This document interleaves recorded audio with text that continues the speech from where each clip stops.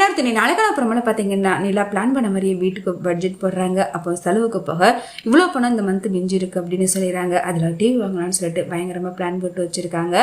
அந்த நிமிஷம் பார்த்து நடேசன் கடை வாங்கினவங்க வீடு வாசல் வந்து நிற்கிறாங்க. இவர் வண்டி வாங்கி 2 மாசமா அதுக்கான பணத்தை கெட்டவே இல்லை. அதனால எங்களுக்கு பணம் வந்தே ஆகணும்னு சொல்லிட்டு வீட்டு வாசல் வந்து சண்டை போடுறாங்க. அதை பார்த்துட்டு நிலா வேற வழி இல்லாமல் அந்த பணத்தை எடுத்து அவங்க கிட்ட கொடுத்துறாங்க. அதை பார்த்துட்டு சோழன் பாண்டியன் எல்லாருமே நடேசனை பயங்கரமாக கோவப்பட்டு திட்டுறாங்க. நிலா எதுக்கு தான் உயிரோட இருக்கியா, இது மாதிரி வண்டி வாங்கி வச்சுட்டு அதை கடனே எங்களை அடக்கி விட பார்க்குறீ அப்படின்னு சொல்லிட்டு கோவப்பட்டு திட்டுறாங்க. ஒரு பக்கம் நிலா அன்கிள் ஏன் நீங்கள் இது மாதிரிலாம் நடந்துக்கிறீங்கன்னு சொல்லிட்டு நடேசன் கிட்ட ரொம்பவே கோவப்பட்டு திட்டுறாங்க. இந்த வீட்டு பக்கமே நீ வந்துடாதையா அப்படின்னு சொல்லிட்டு ரொம்பவே கஷ்டப்படுற மாதிரி பேசி அடுத்த நடேசன் வண்டி ஓட்டிக்கிட்டு இருக்கும்போது திடீர்னு அவங்களுக்கு ரொம்பவே ஹை பிபி அதிகமாகிடுது. ஹாஸ்பிட்டலில் அட்மிட் பண்ணுறாங்க. இதுமே நிலா ஹாஸ்பிட்டலுக்கு வேகமாக ஓடி போயிட்டு அவங்கள பார்க்குறாங்க. அப்போ நடேசன் நிலா கிட்ட சாரிம்மா, இவ்வளோ நாளும் என் பசங்க என்னை எவ்வளவோ திட்டிருக்காங்க, வராதுன்னு கூட சொல்லியிருக்காங்க. ஆனால் அப்பெல்லாம் என் மனசு இவ்வளோ வருத்தப்பட்டது கிடையாது.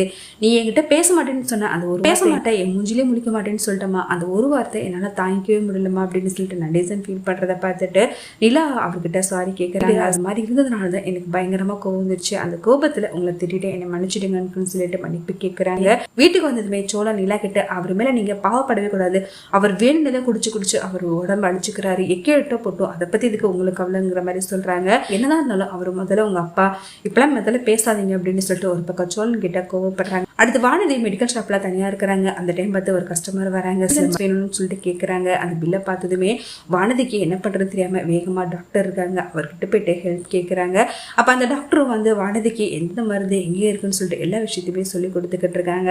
அந்த டாக்டர் கொஞ்சம் கொஞ்சமாக வானதியை லவ் பண்ண ஆரம்பிச்சுறாங்க. ஒரு பக்கம் வானதி கிட்ட ஒரு பக்கம் பாண்டியன் வராங்க. அப்போ அந்த டாக்டர் வானதி கிட்ட பேசுகிற விதம் ரொம்ப தப்பாக இருக்குன்னு சொல்லிட்டு புரிஞ்சுக்கிட்டு வானதி கிட்ட இல்லடி, அவர் உங்கள்கிட்ட நார்மலாக பேசுகிற மாதிரி எனக்கு தெரியல, ஏதோ ஒன்று தப்பாக இருக்குது, அவர்கிட்ட கொஞ்சம் பார்த்து நடந்துக்கோ அப்படின்னு எவ்வளோ சொல்லி புரிய வைக்கிறாங்க. ஆனால் வானதி என்னையவே நீ சந்தேகப்படுறேன்னு சொல்லிட்டு பாண்டி கிட்ட ரொம்பவே கோவப்படுறாங்க. அடுத்து அந்த டாக்டர் வானதி கிட்ட ஒரு நாள் லவ் ப்ரப்போஸ் பண்ணுறாங்க. அதை பார்த்துட்டு வானதி பயங்கரமாக ஷாக் ஆகிறாங்க.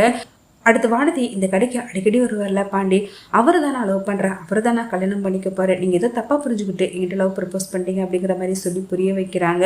ஆனால் அந்த டாக்டர் உன்னுடைய அழகுக்கும் உன்னுடைய படிப்புக்கும் போயும் ஒரு மெக்கானிக் ஷாப்பில் வேலை பார்க்குற பையனை போய் கல்யாணம் பண்ணிக்க போகிறேன் அப்படின்னு சொல்லிட்டு வானதியை கொஞ்சம் பிரெயின் வாஷ் பண்ணுறாங்க. ஆனால் வானதியோ அவர்கிட்ட நீங்கள் நினைக்கிற மாதிரி பொண்ணு நான் கிடையாது, நான் கல்யாணம் பண்ணால் பாண்டி தான் கல்யாணம் பண்ணிப்பா அப்படின்னு சொல்லிட்டு ரொம்பவே உறுதியாக சொல்லிடுறாங்க.